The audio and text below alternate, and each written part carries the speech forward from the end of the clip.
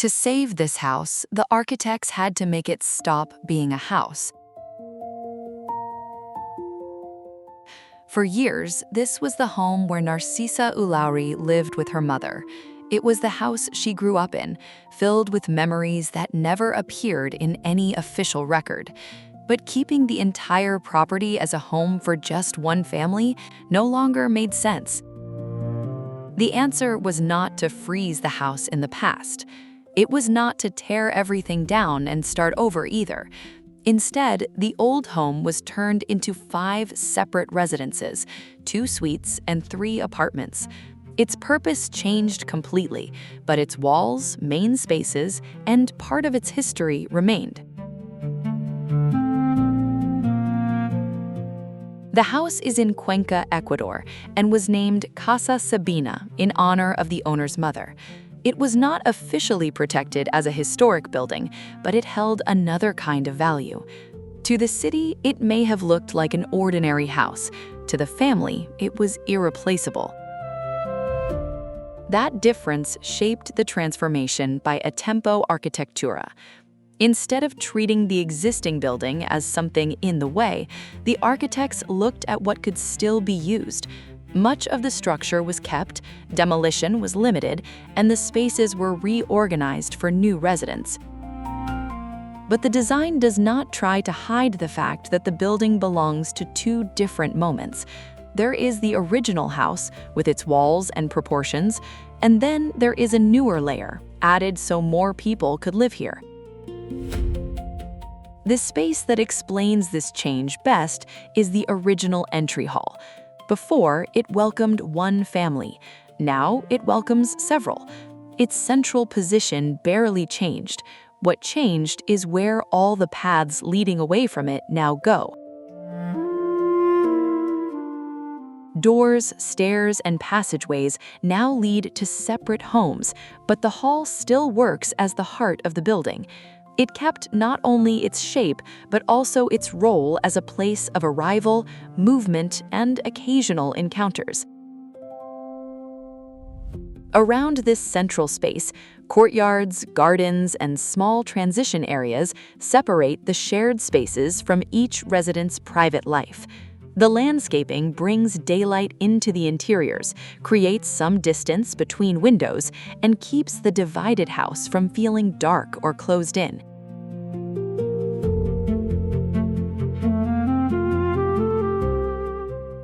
To make room for the new homes, the house also had to grow.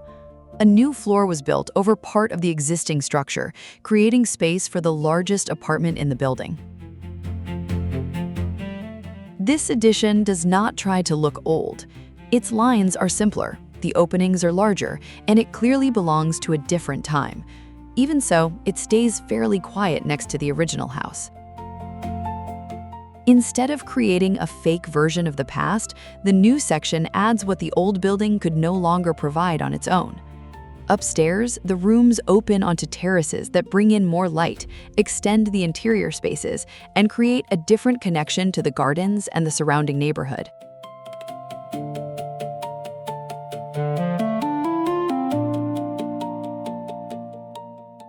As layers of finishes were removed during construction, old brick walls started to reappear. They had been hidden inside the house for years, covered by materials that had erased their original texture. Instead of covering them again, the architects decided to leave them exposed. Now they appear inside the apartments, along circulation areas, and beside the stairs. Their uneven surfaces and changing tones were not created to make the project look old.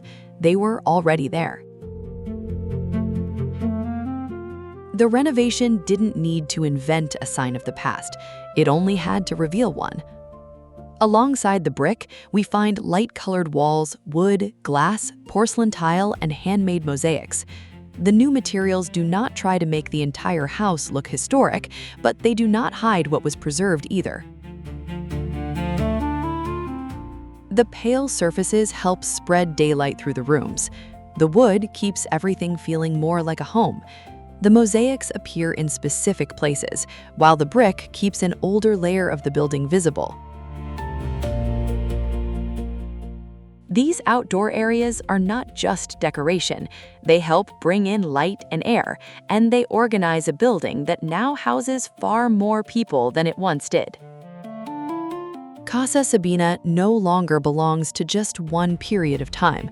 It is no longer only the house where Narcisa grew up, but it did not become a completely new building with no connection to what was there before. The transformation also solved a very practical problem. Preserving a family home takes money and constant maintenance. When the house no longer fits the owner's life, leaving it empty just for the sake of memory can eventually put the building itself at risk.